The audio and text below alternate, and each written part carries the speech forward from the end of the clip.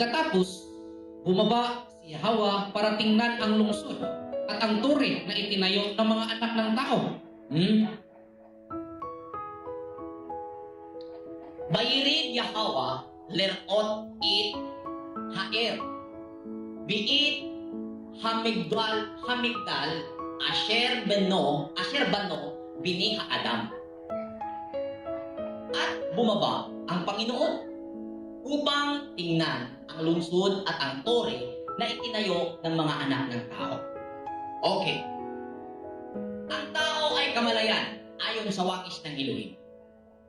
At ang kanyang mga anak ay ang kanyang mga kaisipan na kung saan naging takbo ng kanyang isipan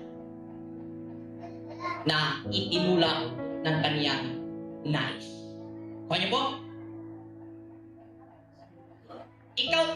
Ikaw o tayo ay kawangis ng Elohim, kamalayan tayo, isang kamalayan. At ang anak natin yung ating mga idea, yung ating mga pag-iisip. At ang pag-iisip nag-produce ng idea at ang idea ay ginawa sa pisikal. At yung ginawa